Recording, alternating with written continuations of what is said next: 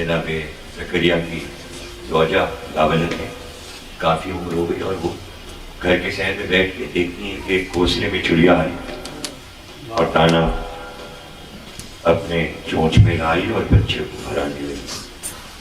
बच्चा उसका भूल रहा है और वो अपने परों में छुपा रही। जब ये मंजर उन्होंने देखा तो उस वक्त हुआ, परवरदिगार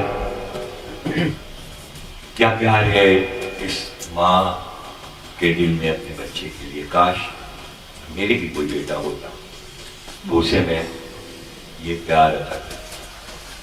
अल्लाह ने दुआ कबूल कर ली और यही आ जैसा बेटा तुम्हें अता करता। आप देखिए कि ज़करिया को तो बता दिया गया था कि ये बेटा जो तुम्हें मिल रहा है ये शहीद कर दिया जाएगा, और 3 दिन तक घर से नहीं निकले और इबादत खाने में नहीं आया, शहादत की खबर सुन के इतना सदमा हुआ। उसके बाद फिर उनके ऊपर काफ आया 7 सूरह मरियम का इब्तिदाई हिस्सा जो आप कुरान में देखते हैं वो उन पर उतारा गया, और फिर उन्हें बताया गया कि अपने बेटे की शहादत की खबर सुन के तुम इतना रंजीदा हुए थे, लेकिन ये बताओ कि तुम्हारा बेटा अफजल है या नबी आखिर मोहम्मद का बेटा? ज़करिया ने कहा नहीं, नबी आखिर का बेटा हमारे लिए ज़्यादा अफजल है, का तो वो शहीद किया जाएगा, और जैसे तुम्हारा बेटा शहीद होगा उससे ज़्यादा जुल्म मोहम्मद के बेटे पर।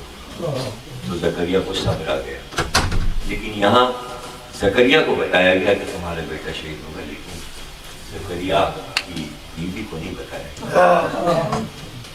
जिसने दुआ की थी कि मुझे एक बेटा अता करे, उस माँ को अल्लाह ने नहीं बताया। तो इतने दिल में मोहब्बतें और अल्लाह की इबादतें और इताअतें ये के दिल में थी कि उनका तक़वा मशहूर हो गया और अल्लाह के इश्क़ में हो गई, मौत इलाही से आंसू है। लिखा ही है लोगों ने किताबों में कि मौत इलाही से, लेकिन असल बात ये कि यहिया को शहादत हुसैन की खबर हुई और उन मसाइल को याद करते हुए और इतना रोए कि गाल का गोश्त कर ले और ये दोनों हड्डियां नजर आने लगी। तो माँ रूई के फाये बना के यहाँ रखी थी, वो माँ जिसने मांगा था बेटी को अल्लाह से, वो देख रही कि बेटा मेरा जवान बेटा हर वक्त रोता है। थोड़ी देर के बाद आती थी और देखती थी कि वो रूई के फाये आंसुओं से फिर गीले होते,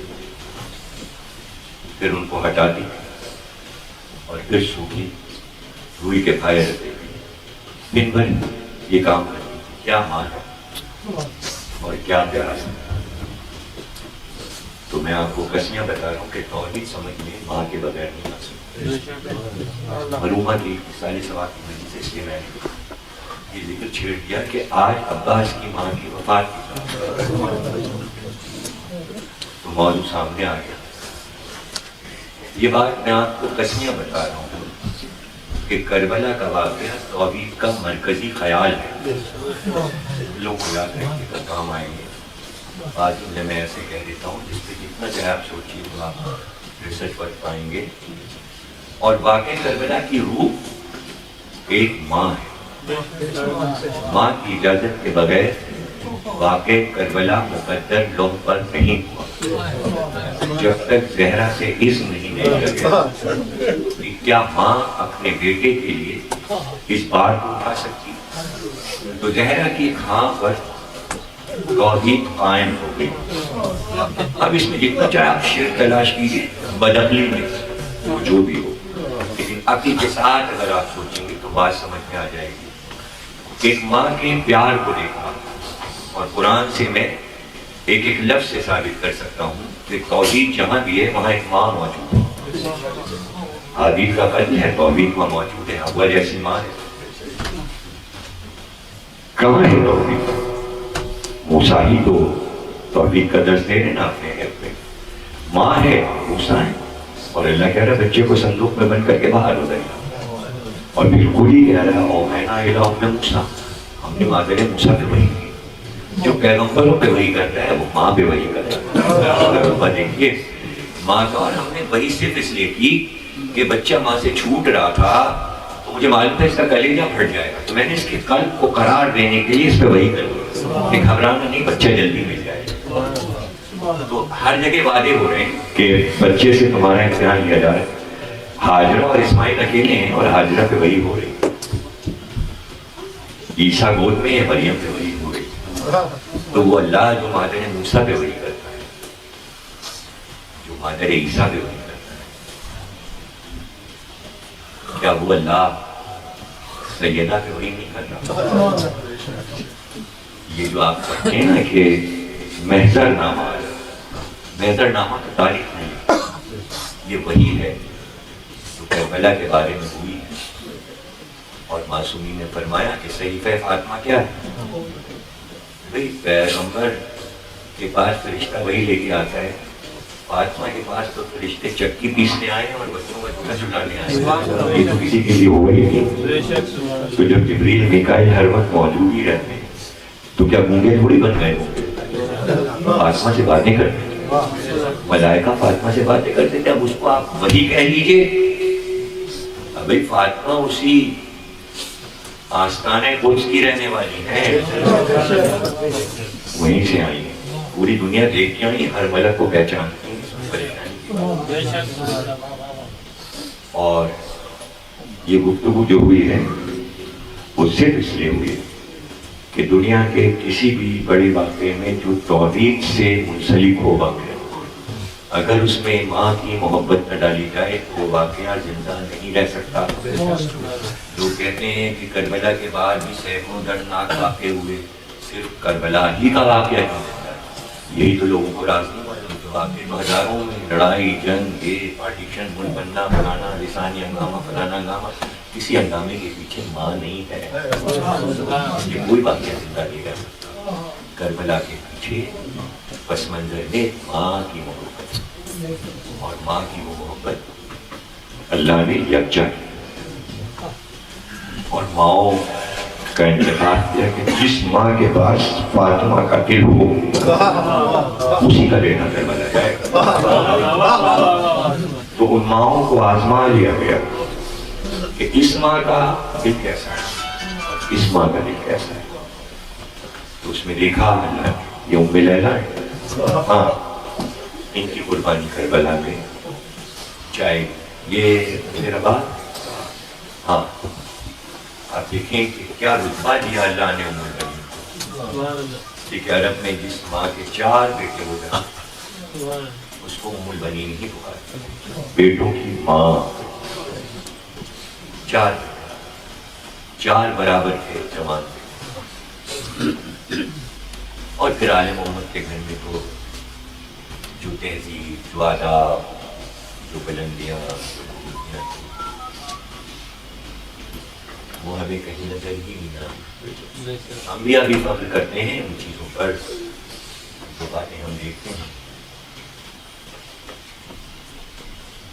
تو وہاں دراصل دیکھیے آئیڈیل ہر ایک کے لیے فاطمہ کی اولاد تھی.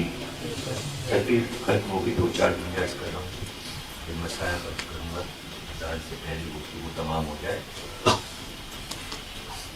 حسن حسین اور زینب اور ام کلثوم تو ہر اولاد علی کی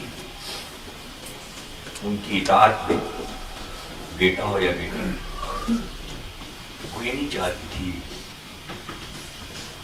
کہ ہمارا نام تاریخ میں نہ آئے، ہمارا نام کیا ہے. علی کے بیٹے حسن اور حسین کی تاثیر میں بلند رتبے پا گئے، چاہے وہ محمد حنفیہ ہوں، عون بن علی ہوں، جعفر بن علی ہوں، عبداللہ بن علی ہوں، عمران بن علی یا وہ عباس. بیٹیاں جناب زینب کی داسی میں علی کی تمام بیٹیاں، چاہے Bibi Ruqayya, Bibi Maimuna, Bibi Umm Hani یا بی بی نفیسہ یا بی بی خدیجہ، یہ سب علی کی بیٹیاں ہیں. ان کی تعداد 18 ہے. بیٹے بھی 18 ہیں، لیکن مزاجن اور فضائل کے اعتبار سے علی کی اولاد ہمیں افضل ہی نظر آئی۔ تو مائیں ایسی ہیں کہ جہاں علی اعلان کرتے تھے کہ میں انتخاب کر رہا ہوں، ام البنین کا انتخاب ہوا۔ علم امامت سے جانتے ہیں کہ خاندان کتنا اعلیٰ ہے۔ ام البنین کے والد نظام اور حضرت ام البنین کے دادا جب رسول اللہ کے پاس آئے کلمہ پڑھے، حضرت ام البنین کے دادا، تو رسول اللہ سے انہوں نے کہا کہ میں کلمہ تو پڑھوں گا لیکن ایک شرط کے ساتھ، وہ شرط پوری کریں گے آپ؟ رسول اللہ نے کہا کیا شرط ہے آپ؟ کہا آپ یہ اعلان کیجیے کہ آپ کے بعد میں آپ کا نائب ہوں، اس لیے کہ میں قبیلہ بنی علاق کا سردار، میں اپنی سرداری کو برقرار رکھنا چاہتا ہوں کلمہ پڑھنے کے بعد۔ رسول اللہ نے کہا کہ دیکھیے یہ امر میرے اختیار میں نہیں ہے، یہ اللہ کے اختیار میں، اور اللہ نے خود انتخاب کیا ہے کہ میرے بعد کون میرا وسیع اور ولی ہوگا، اور وہ یہ علی ہے۔ اور جب آپ کلمہ پڑھ لیں گے تو آپ کو اس کی ولایت پر بھی ایمان لانا ہوگا، تب آپ کا ایمان کامل ہوگا۔ اب یہی وہ چیزیں ہیں جسے ہم ولایت میں بھی کہتے ہیں، اور کچھ لوگ جو دشمن بنے ہوئے ہیں وہ یہاں پر اقتدار اٹھانا شروع کر دیں، حالانکہ تاریخ بڑی بڑی ان باتوں سے، اور اعتراض بھی صرف چڑھانے کے لیے ہے، ورنہ علمی نہیں۔ یہ ایک مسئلہ ہے۔ جناب اعظام نے خواب راستے میں گھوڑے پہ سوار جا رہے ہیں اور آسمان سے بوندیں ٹپک رہی ہیں، انہوں نے اپنا ہاتھ آسمان کی طرف اٹھایا تو ایک بوند ان کی ہتھیلی پہ تھی، انہوں نے غور سے دیکھا تو وہ بوند موتی بن گئی، انہوں نے مٹھی کو بند کر لیا، آگے بڑھے، ایک اور سوار گھوڑے پہ سوار سامنے آیا، اس نے کہا لاؤ میری امانت۔ کہا آپ کون؟ کہا میں رسول اسلام ہوں محمد، تیرے پاس میری امانت۔ انہوں نے مٹھی کھول دی اور موتی سرکار کو پیش کی۔ کہا اعظام یہ موتی نہیں، اللہ کو میں ایک بیٹی عطا کرے گا، اس کا نام فاطمہ ہوگا، اور وہ میرے بھائی علی کے پاس بیاہ کر آئے گی، پھر اللہ اس سے ایک بیٹا عطا کرے گا جو بعد حسین افضل ترین ہے، وہ میرا بیٹا ہوگا، میری بیٹی فاطمہ کا بیٹا ہوگا۔ ان کی آنکھ کھل گئی، اور جب مولا علی کا رشتہ آیا تو نظام بہت خوش ہوئے، بیٹی کو رخصت کیا، علی کے گھر پہ آ کر آئی، بڑا خطاب پایا، بڑا منصب پایا، لیکن جب آئیں تو ہماری سے اترتے ہی ڈیوڑی پہ سجدہ کیا۔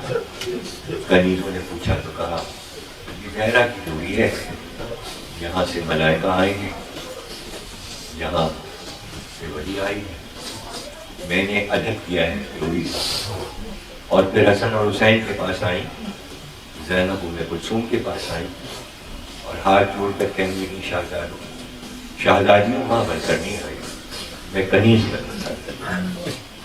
یہ آداب تھے اس گھر کے کہ جب عباس جوان ہوئے اور عباس کے بھائی جوان ہوئے تو ان اطاعتوں کا صلہ جو ملا ہے شاید دنیا میں کسی کو نہ ملا۔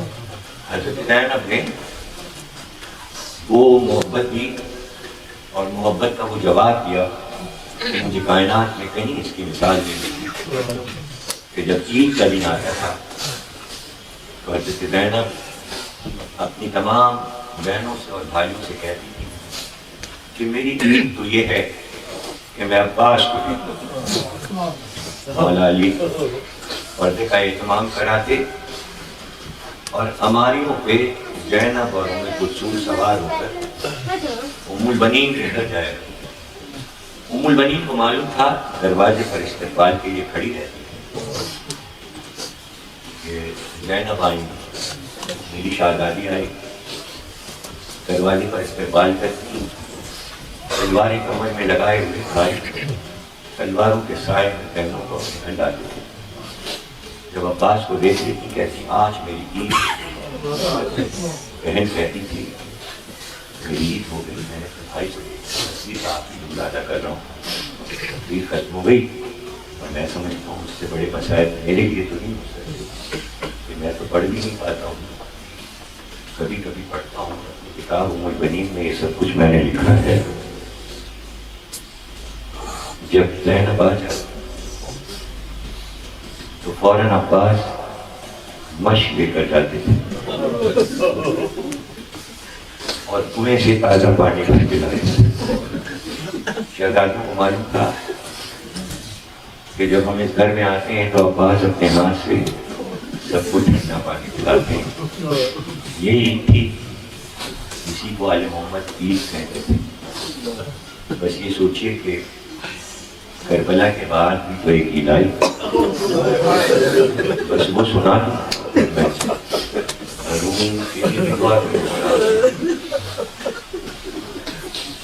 تو لوگ سوچ رہے تھے مدینے میں کہ آل محمد کیسے مناتے ہیں، کربلا کے بعد یہ پہلی عید آئی کیا ہوگا اور یہ عید کیسے منائی جائے۔ لیکن اسی طرح ام البنین دروازے پہ انتظار کر رہی تھی اور اسی طرح حضرت زینب تیاری کر رہی تھی کہ آج عید ہے اور مجھے وہیں جانا ہے اپنے بھائی عباس کے گھر۔ بس فرق یہ تھا کہ پہلے جو عید ہوتی تھی اس کا لباس کچھ اور تھا، آج بنین بھی کیا لباس پہنے تھی اور زینب کی بہنیں اور تمام بیویاں مالکی لباس میں تھیں۔ ہماری آئی جناب زینب سوار ہوئی، جناب ام کلثوم سوار ہوئی، جناب ام لیلہ، جناب رباب اور سب بیویاں ام البنین کے گھر پہنچے۔ اب آپ کو سوچ سکتے ہیں کہ کیا کوہرام جو گھر جوانوں سے آباد تھا وہاں کوئی بھی خوبصورت چہرہ نہیں دکھائی دے رہا تھا، صرف بیویاں تھیں۔ تفصیل میں جانے کی ضرورت نہیں، لیکن ظاہر ہے کہ جس طرح استقبال کرتی تھیں جناب ام البنین اسی طرح استقبال کریں گی۔ کہتے ہیں کہ آگے بڑھی اور جناب زینب کے گلے پڑنے گریا بلند ہوا، آنسو برسنے لگے اور ایسے میں حضرت ام البنین نے کہا شہزادی مجھے تو آج کے دن کا انتظار تھا کہ آپ تشریف لائیں گی تو صرف ایک بات مجھے پوچھنی تھی جو نہ میں نے روضہ رسول میں پوچھی تھی۔ جب میں آپ کے گھر گئی تو وہاں بھی نہیں پوچھا، میں نے وہ سوال آج کے لیے رکھا تھا کہ شہزادی میرے گھر آئیں گی تو میں یہ سوال پوچھوں گی۔ جناب زینب بھی رونے لگی اور پھر ام البنین نے کہا بی بی میں نے یہ سنا ہے کہ جس کے ہاتھ ہوتے تو اگر کبھی گر پڑتا ہے تو اپنے ہاتھوں کا سہارا لے۔ میں آپ سے یہ پوچھنا چاہتا ہوں میرا عباس جب گھوڑے سے گرا تو اس نے زمین پر گرتے ہوئے سہارا کیسے؟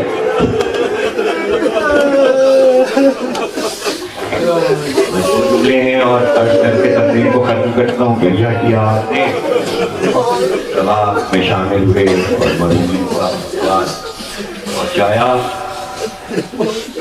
میں نہیں بیان کر سکتا کہ حضرت زینب نے جو جواب دیا کیا وہ جواب ایک بہن بیان کر سکتی اور ایک ماں سن سکتی ہے۔ کہا مادر گرامی عباس کا سر تو باش باش۔